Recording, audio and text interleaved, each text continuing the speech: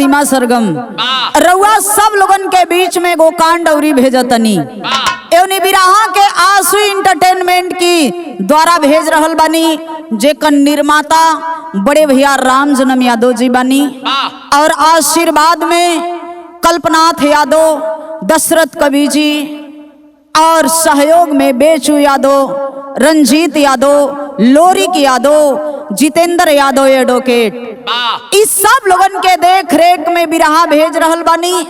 हमके पूरा विश्वास बा कि रउआ सब लोग प्यार दुलार देई।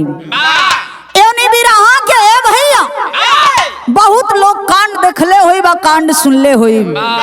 ई ऐसन बिरहा बा कि एक दूजे के लोग खून के प्यासा हो गइलन।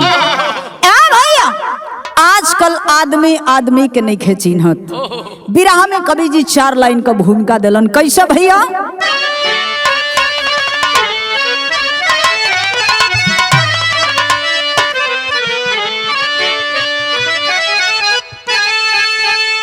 सितम जुर्म के आज प्रहार से खूनी संघर्ष में जान जाने लगी, जल्लाद जालिम जमाना बना, मानवता भी आंसू बहाने लगी, मानव बना बेरहम ना रहम है, अरे दास्ता क्या लिखूं नीर नजरों से आता, और राम निवास कवि की कलम कह रही,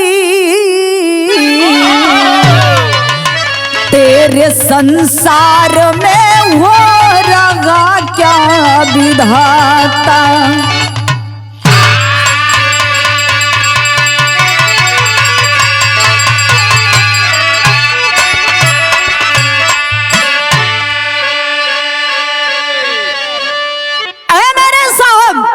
आज की दास्तां देखते हुए आंखों से पानी नहीं बल्कि खून आ रहा है।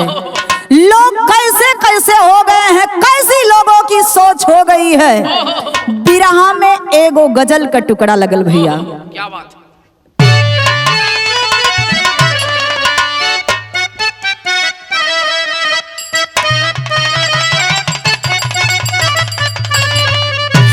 यह गजल का नमूना बा जो हमारे सौरभ भैया संकेत कैलन हो कि हर तरफ एक अंधेरा सा छाने लगा, कि हर तरफ एक अंधेरा सा छाने लगा,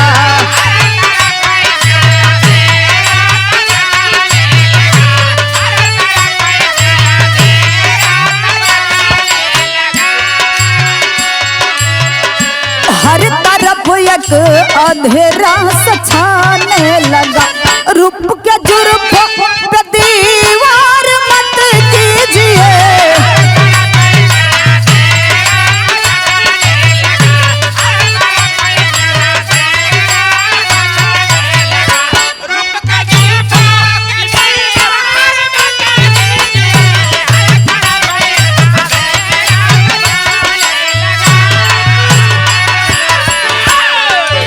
लेकिन बिरहा में कवि जी संकेत कैलन ह मारता आदमी मर रहा आदमी,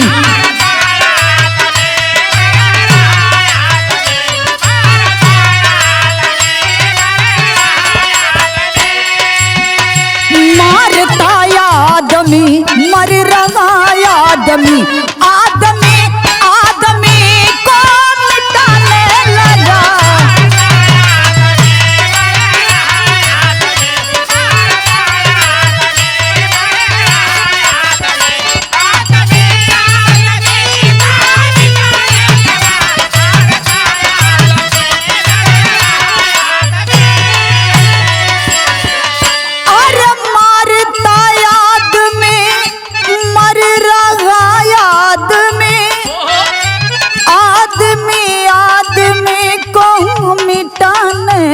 लगा। दिल द्रवित हो गई, रूह कंपित हुई, दिल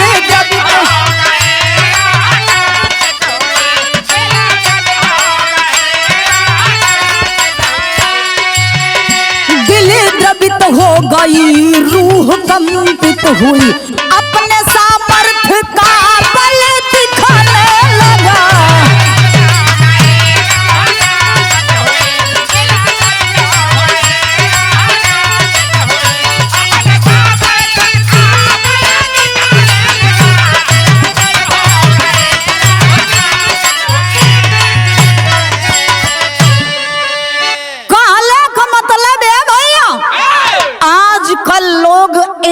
दूसरे से इस सोचत हुन कि हमसे कोई आगे नहीं है, हम इनसे ज्यादा बलशाली हैं। ई अगर जो एगो पल्ले हुआ तो हम 4 गो पालब, ई अगर जो 4 गो पल्ले हुआ तो हमारे 8 गो हुआ। ए भैया, एक दूसरे का लोग खून का प्यासा हो गई न हो भैया। बिरहा का कहानी शुरुआत हो गई न, जम का लाइन लगल।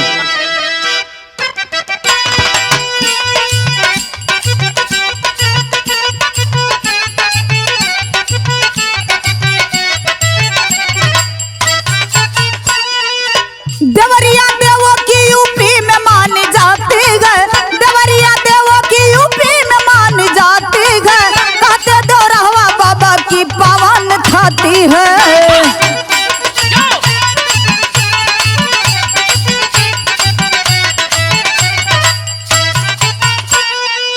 कोतवाली रुद्रपुर क्षेत्र की कहानी है, कोतवाली रुद्रपुर क्षेत्र की कहानी है, निकट फतेहपुर बसा वहाँ निशानी है।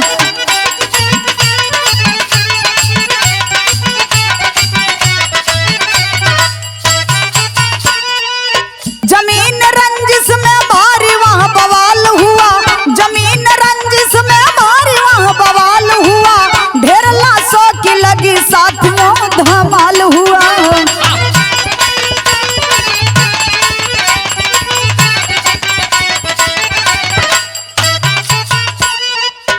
एक दूजे पर भारी मानवता भूल गए, एक दूजे पर भारी मानवता भूल गए, धधकता ज्वाला मन में मिटाने पर तुल गए।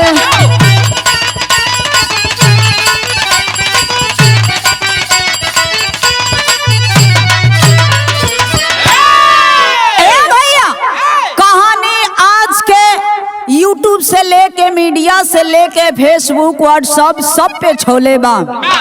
यही उत्तर प्रदेश के अंतर्गत एगो जिला बा, जौने जिला का नाम देवरिया जिला बतावल गईल। वह देवरिया जिला के लोग देवरहवा बाबा के नाम से मशहूर जाने लो। भैया, यही देवरिया के रहे वाला थाना रुद्रपुर ग्राम फतेहपुर गांव के निवासी पूर्व जिला पंचायत प्रेम यादव जी, वही फतेहपुर का रहे वाला सत्यनारायण दुबे। ए बाबू, सत्यनारायण दुबे का छोटका भाई से प्रेम यादव 12 बीघा जमीन जा करके लिखवा लिहलन। आ लिखवैला के बाद में जौना समय सत्यनारायण के पता चलल, जाय के आपत्ति कैलन, लेकिन यहाँ प्रेम यादव अपने हिसाब से जाके खारिज दाखिल करा लिहलन। भैया, धीरे धीरे विवाद चालू हो गई। आज लगभग ई मुकदमा 8 साल से चलत बा। एक दूसरे के मन में खून सवार बा। ई सोचत हुवन कि काश हमार जमीन कैसे हूँ वापस हो जाई, लेकिन जब खारिज दाखिल हो गई हो भैया तो वापस कैसे होखे। बिरहा में एगो गीत लग गई।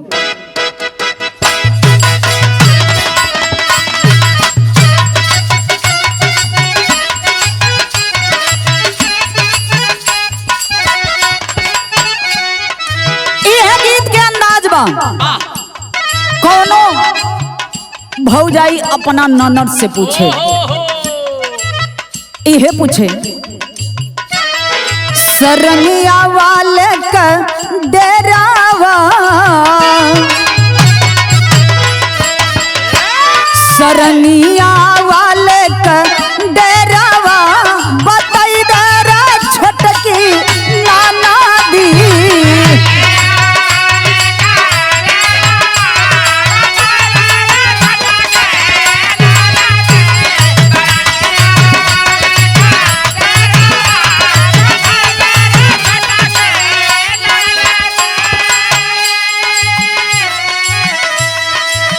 ए भैया मन में तो कुछ औरी बा, लेकिन आज देखे प्रेम यादव जी अपन गाड़ी उठैलन ह आज चल दिहलन अपना खेत के ओरी घूमे। तो भइल का 2 अक्टूबर के दिनावा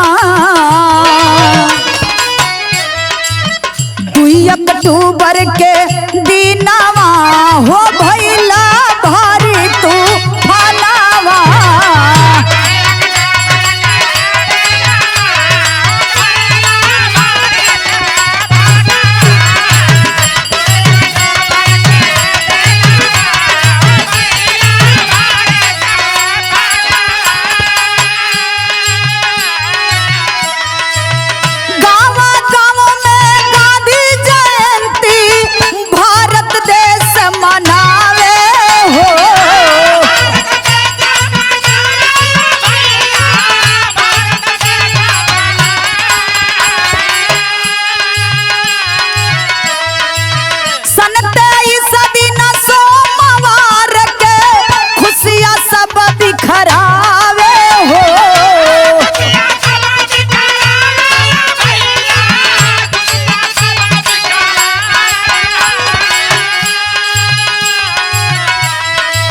सबही के बिहसे ना या नावा सबही के बिहसे ना या नावा भारी भइला तू खानावा।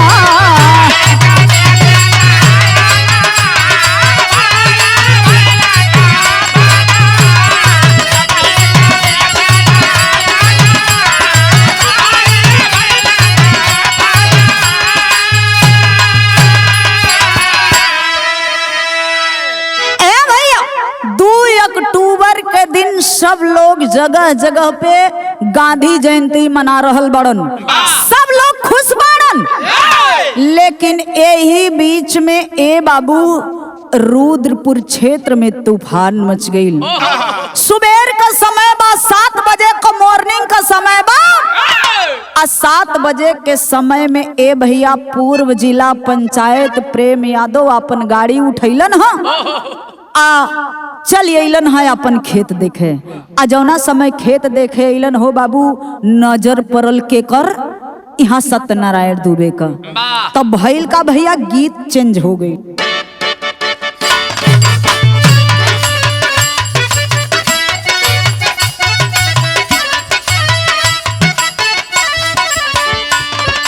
सौरभ भैया बड़ा सुंदर गीत का लाइन देत हुन। कोनो मेहरारू अपने मन से धू के बारे में कहे कि हमार सवत तो रेल हो गईल बा। उ कहे कैसे रेलिया बैरन घरलिया बैरन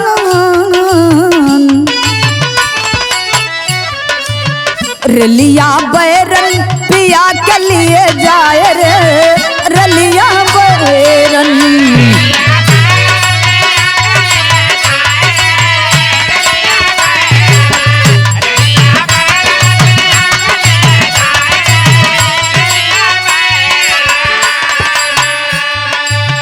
जौन टिकटवा से पिया मोर जई है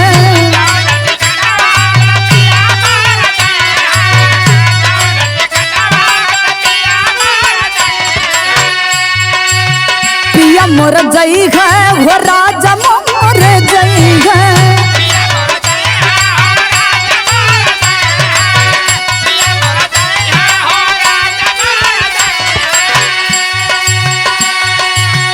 पनिया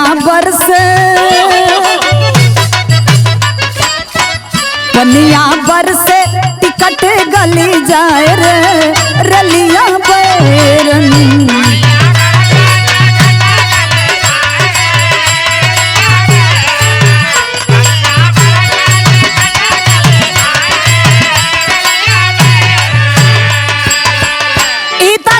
रहल, लेकिन बिरहा में कवि जी हमरे लिखलन है कि ई विधि का विधान केहू का नचाई हो समैया नचावेले।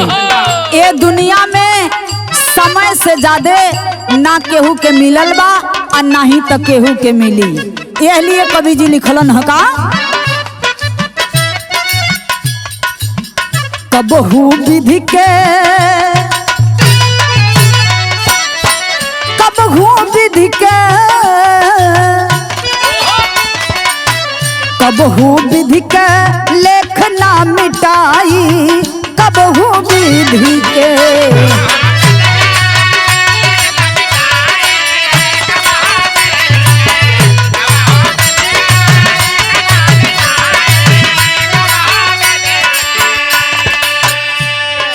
ई विधना का जमन लेख बा ई कभी ना मिटाई।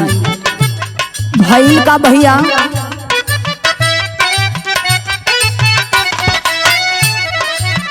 यादव प्रेमचंद रहल फतेहपुर निवासी।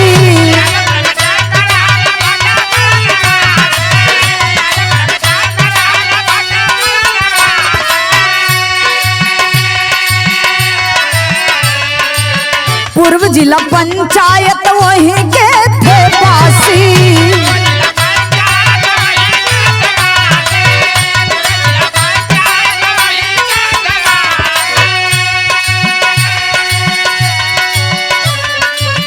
सात बजे पहुँचे यार खेतवा में जाई कबहू विधि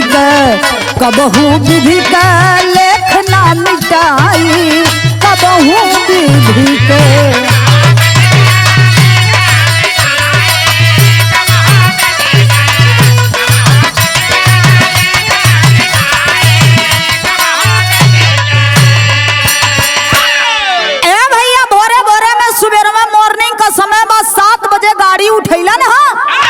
चल दिहलन अपन खेत टहरे। आ जब खेत टहरे गईलन तो भइल का भैया बिरहा में गीत लग गई।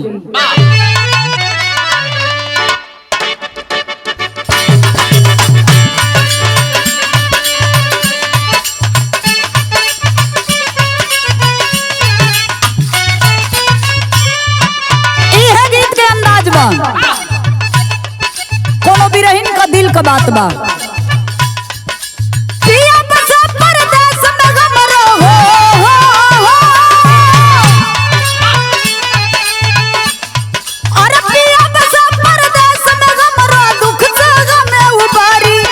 दरोगा जी देवरा करेला बरियारी ए दरोगा।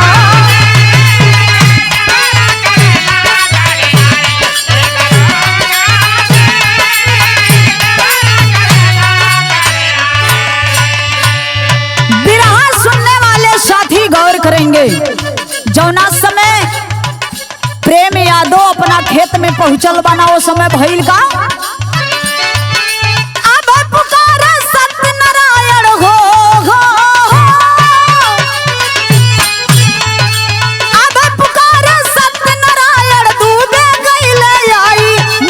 बाबूजी प्रेम याद गईले तब धराई मोरे बाबू।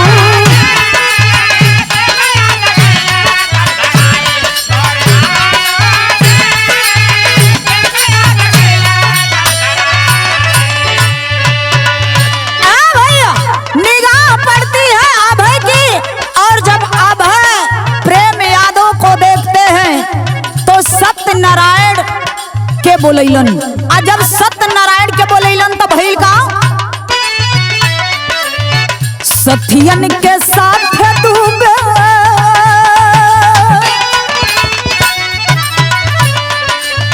सथियन के साथ डूबे मरला पंगरनवा।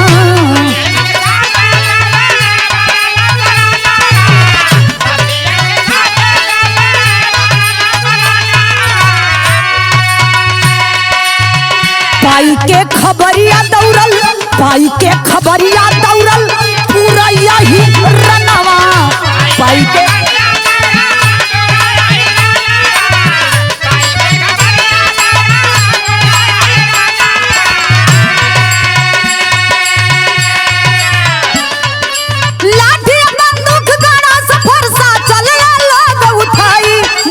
बाबू हो, प्रेम याद गइल तब धराई।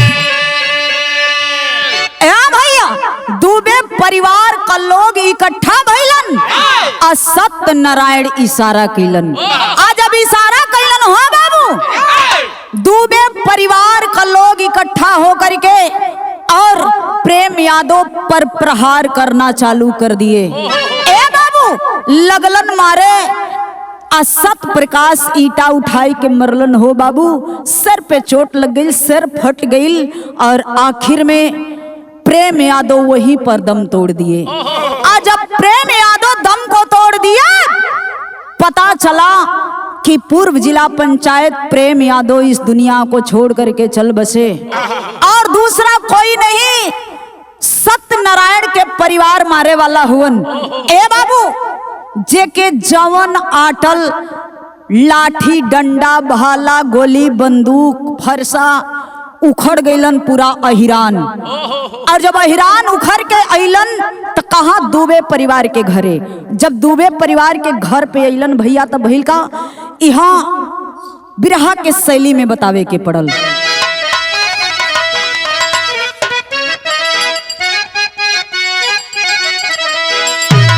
अरे मोरे राम नजरिया सबकी सोलंग बन गई, अरे नजरिया सबकी सोला, नजरिया सबकी सोला बन गई, ज्वाला प्रतिशोध की धधकल तब ने घरिया हो।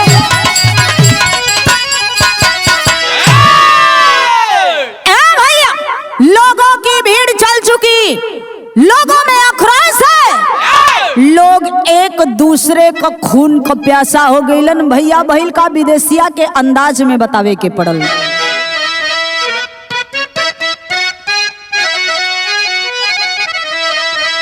और 2.5 दर्जन की टोली पहुंची दुआर ऊपर, तोड़ी दरवाजा घुसे घर की भीतरिया, सत्यनारायण पत्नी किरण पकड़ाई गईली, गोलिया से मारी के मुँहवल बंद करिया, बिटिया सलोनी के गोलिया से मारी दिगला, ठिकया 18 साल के रगली उमिरिया, नंदिनी के 10 वर्ष सिर्फ उम्र बाटे, अलहरा परन लिगल कैलन दरिया। ए पंचो कहल जाला कि गेहूं के साथे में घुन भी पिसाला। आखिर में पूर्व जिला पंचायत प्रेम यादव के सत्यनारायण मरलन, लेकिन ए बाबू जब यहाँ टोली आइल तो देखी पत्नी किरण के और बेटी बेटा के मार के लोग घायल कर दिहलन। कुछ लोगों की जान जा चुकी और कुछ लोग घायल अवस्था में मिले। ए भैया बड़की बेटी जेकर नाम सलोनी बतावल गई, मात्र 18 साल का हो बाबू, गोली लगल सलोनी दम के तोड़ दिहली। वही घड़ी 10 साल का बेटी जौना बेटिया का नाम नंदनी बतावल गई, नंदनी भी इस दुनिया को छोड़ करके चल बसी। ए बाबू आखिर में बहिल का बिरहा में आखिरी गीत लग गई।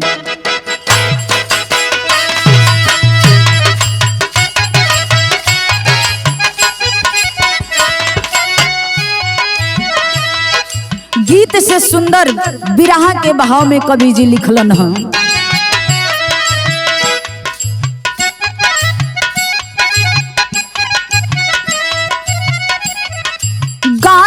के रहली 15 साल के उमरिया।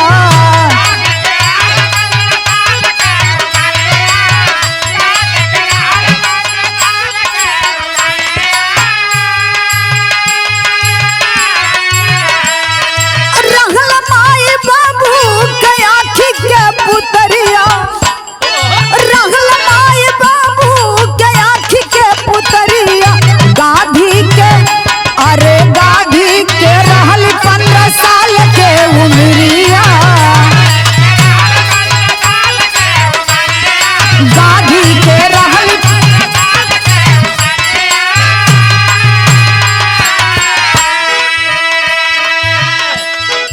ए बाबू छोट बचवा जे के बड़ा प्यार से गाधी गाधी कही के लोग बुलावे, लेकिन ए बाबू वो छोट बचवा का हालत का भइल। धारीदार चकुआ से पापी वार कइल।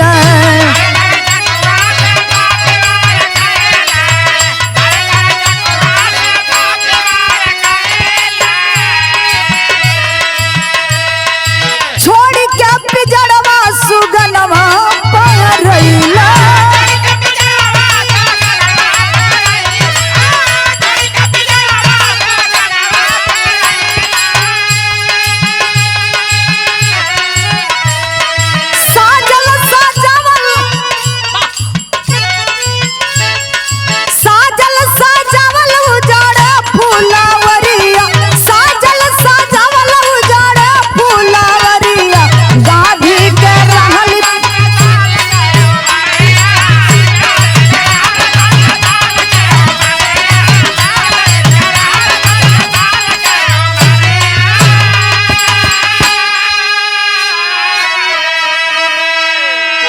ए बाबू 15 साल की उम्र जिसका नाम बहुत प्यार से हम बतौली कि गाधी गाधी कह के बुलावे हो बाबू। गाधी के पास जाके छोट बचवा के हो बाबू लगलन चाकू से वार करे। जब चाकू लगल बा हो बाबू तो गाधी धराशायी हो गईलन। इस दुनिया को छोड़ करके वह बालक चला गया, लेकिन वहू से छोट एगो और बेटा बा। कौन बेटा भैया? अल्लाह के लाइन में प्रमाण मिलल।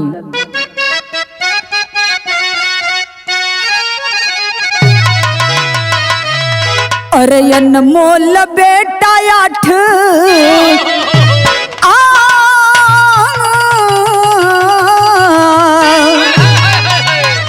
अरे अनमोल बेटा 8 साल के सुगनवा साहब। निदिया में रगला अब ही बचावा नादान। मरल से बेहोश भइल बिगड़ल हलतिया पंचो।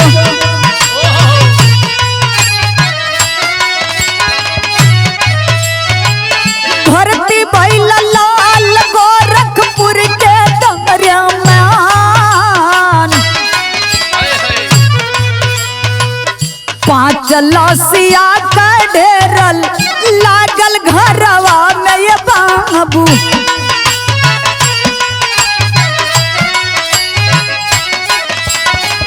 धरती रोवेले साथे रोवे आसमान। मचल को हराम भारी फैलल खबरिया ये पंचो।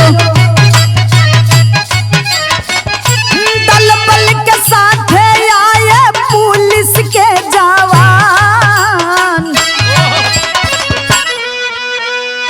ए भैया आबोद बेटा छोटा बेटा जेके लोग सबसे छोट लड़की होखे चाहे लड़का होखे हो बाबू लोग पेट पोछना कहेलन। जेकर मात्र 8 साल के उम्र बा जौने बेटा का नाम अनमोल बतावल गईल।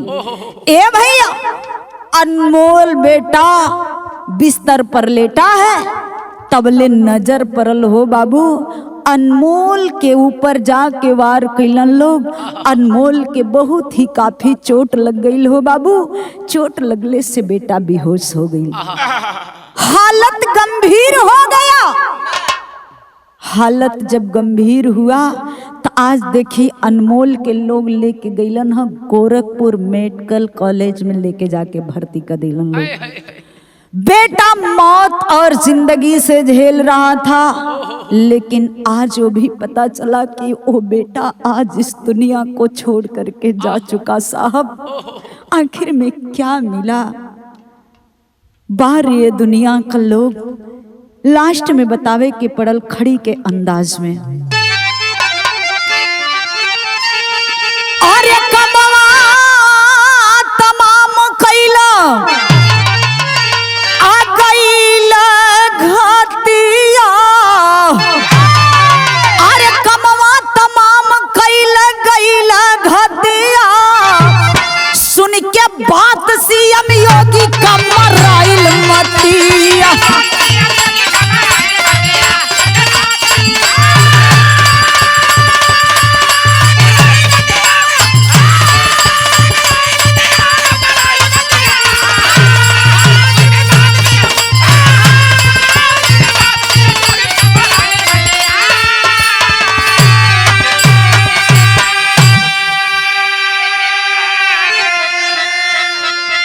इस बात को जब सीएम योगी सुनते हैं तो आखिर में होता है क्या? मौत ऊपर भारी अपन दुखवा जतावे। निर्देश पुलिस अधिकारी के सुनावे।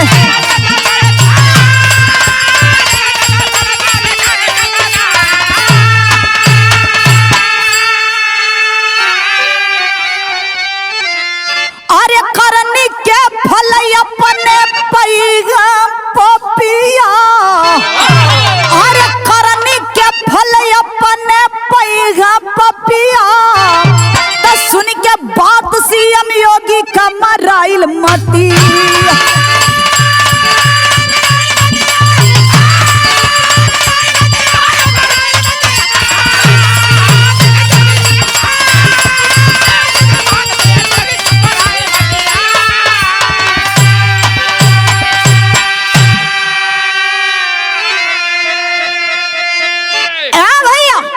झगड़ा में शामिल लोग 18 लोग गिरफ्तार हुए और 73 लोग पर अज्ञात में मुकदमा किया गया। लास्ट में भइल काम गुरु बिहारी गुरु गणेश गुरु रामलाल मुरबा का स्वर्ग गए कवि चंद्रिका बच्चन के विजय पताका। अरे नजरिया सबकी सोला बन गई। ए हो नजरिया सबकी सोला बन गई। अरे सीमा राम निवास मां मैहर की पुजरिया। नजरिया सबकी सोला बन